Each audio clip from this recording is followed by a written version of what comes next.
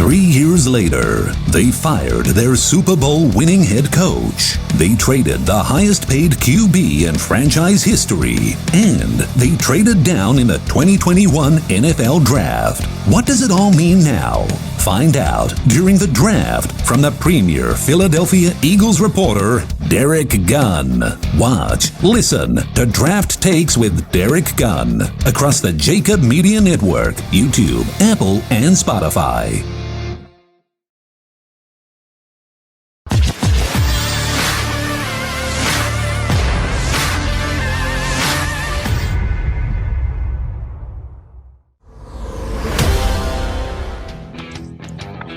Yo, we're back on my draft special. My guy, Jason Avant, what's up, bro?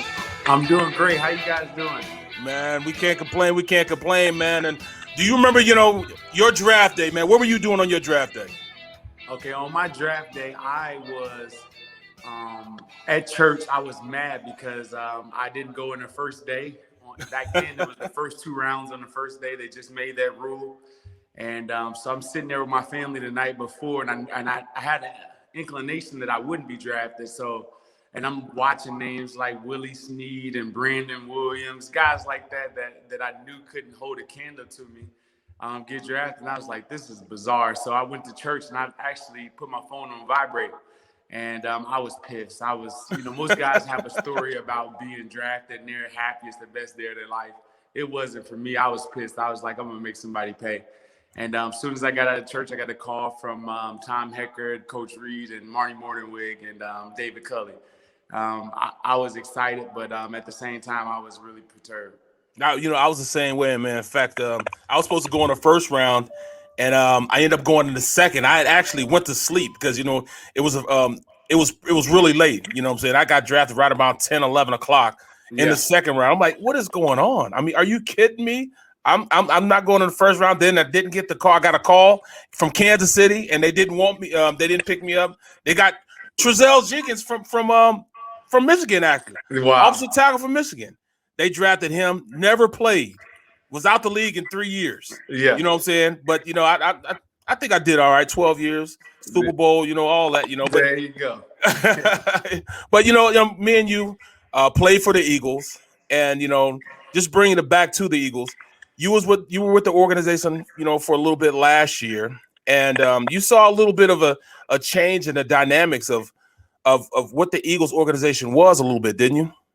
I won't say the change in the dynamic. I thought that the Doug Peterson situation, I thought it caught everyone off guard. But I won't say a change in the dynamic. I think the organization has been run the same way for many years since Coach Reed left. And that's usually Howie and Mr. Lurie that has the predominant say. And that's always been that case. I just thought that Doug would have had more of a rope than he did. But other than that, it's pretty much the same organization. You say you work. I know you work closely because I was looking at you work closely with Hurts and the wide receivers. And I mean, what are your expectations going into this season? Because you've been around him a little bit, you understand him a little more than the average fan. I would say that I'm actually excited to see what he produces. There's a level-headedness about Jalen that you don't see that often for a quarterback. Usually quarterbacks get rattled pretty easily when there's pressure. He really doesn't. And I think that was the difference between him and Wentz when he came into the game. It was the same offensive line struggles and protection that they had all year, is that Jalen figured out a way to manufacture some positive offense for the Eagles later in the season. Did it always equate to wins? No. But I think that his future is bright, and I think that he has the command of the offense and the respect of the receiver core because he's is willing to hold himself accountable. And I think that is a very, very promising aspect of his personality. Yeah, I thought that was a major flaw in Wentz's character to not take it, and own what his mistakes were. He would be quick to say, all right, we had a good game, we pushed the ball down the field, but you also have to say, well, I didn't have a good game sometimes, not we. Hold yourself accountable and show your teammates that you're going to hold yourself accountable. I think that's a character flaw in a leader that, you have to change. You have to be more accountable for your actions. And I didn't think he was accountable enough a lot of the time when it came down to when something was wrong. And I think that, I think that's kind of what got him out of here. He fell out of grace with the guys around him. Yeah. So it's all speculation, right? Because even as Right. I was, last year, you never know what's going on in the locker room because that's a sacred place for the players. You don't want to be down there too much as a coach. I have to go in there frequently, as often as I could, but you want to have them to be able to speak freely and have their safe space. The thing with Carson and the team is that the receivers will always be, not just with Carson, but will be the scapegoat. And sometimes as a receiver or a skill position, you would love for them to just say, hey, you know what, I wasn't throwing the ball the best. And if I throw the ball and put it in the right positions, my guys will make more plays and taking on that ownership, even if it wasn't his fault at times. Those are the types of comments that you hear from leaders and that have done it for a long time. Well, the Eagles, you think they stay at pick number 12. And if they stay at pick number 12, what direction you think they need to go?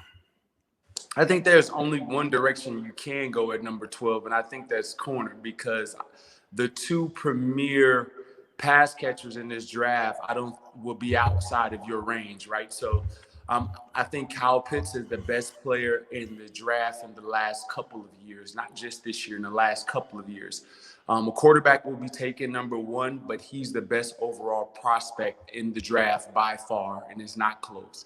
And I think that he's outside of the Eagles' range at 12, that he may have been outside of their range at 6. Therefore, the Eagles probably move back. And if you don't pick up Jamar Chase, I think there's a significant drop-off, because Jamar Chase can beat man-to-man coverage outside pretty consistently. So if you can't get one of those two guys as pass catchers, you have to go a cornerback. And then that leaves 2 guys because of Caleb Farley's injury to his back. That leaves Patrick Surtain Jr. and or J.C. Horn. I'm going to side with Patrick Surtain Jr. The reason I'm going to side with him is because of production and the number of games and the matchups that he's had. Patrick Surtain Jr. has had 10 turnovers. He's forced 10 turnovers, right? So you got 4 picks, you got 4 forced fumbles, you got 2 fumble recoveries. J.C. Horns has 2 picks in his 3 years. That's not high enough production for me, and I'm going to go with a guy that gets double the amount of production. And because this game is about turnovers. I know Jim Schwartz didn't believe in that theory, but this game will always be about the turnover ratio. Right. You're absolutely right. If you get a guy that can get the ball back, which he can, 6'2", 210, he's a bigger guy. To match him up with Slate, it just works well. And I think that's the only way you should go as the Eagles, picking at number 12.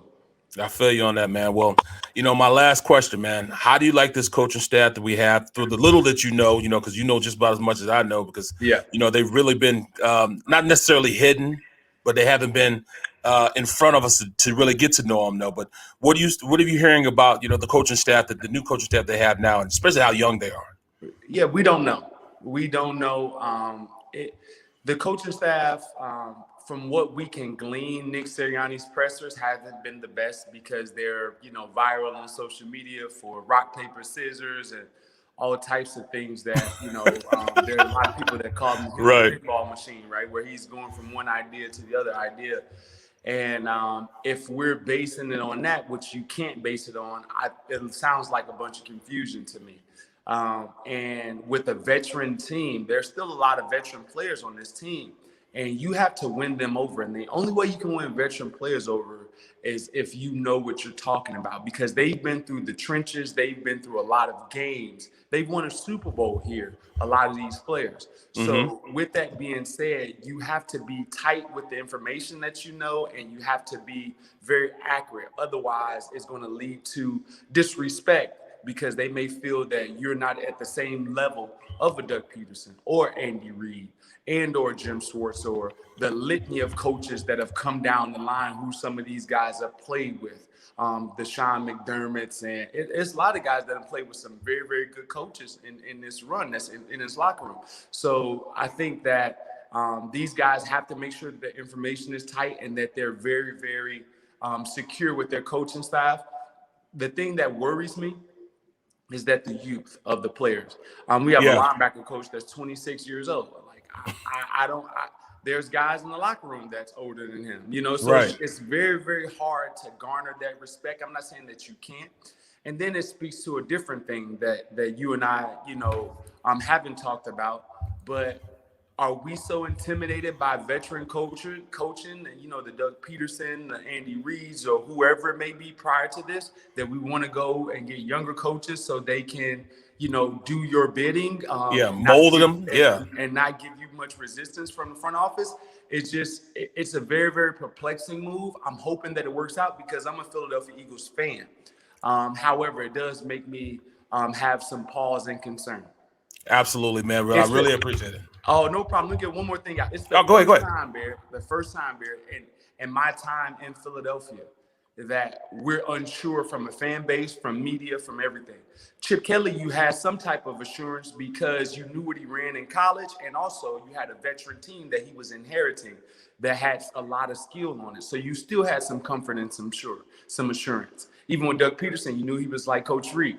So this is the first time where we don't know what we're getting from our football team, and it's very scary for a lot of fans. Oh, no question. Scary for myself because I don't know what direction they're going. And at this point, it's almost like we're guessing. And I'm not a guy that I like to guess. I like to have concrete information. That's why I do so much research and I look things up. That's where I want to, you know, be very adept at what I'm going to talk about. So I don't know anything about that coaching staff. So it's kind of, you know, I'm also nervous with the situation. So I really appreciate you coming on, popping on. Where you watching the draft at? I'm going to watch it at the house tonight. All right then, man. Just me and myself looking at it. I don't want to be yelling at the TV too hard. Right. Well, I got to be on, man. I'll be on NBC Sports, man. I appreciate it, man. And before I go to break, man, I got 11 more drafts. I'm doing my mock draft. I got 11 more to go down before this mock draft is over with, man. Okay. But I appreciate you, man. Have a good one, all right? You enjoy. I'll be watching tonight too. Checking it out. Thanks a lot, man. Yep. If you missed any of today's show on the JAKIB Media channel, listen to the podcast on your way home. Available on YouTube, Apple, and Spotify.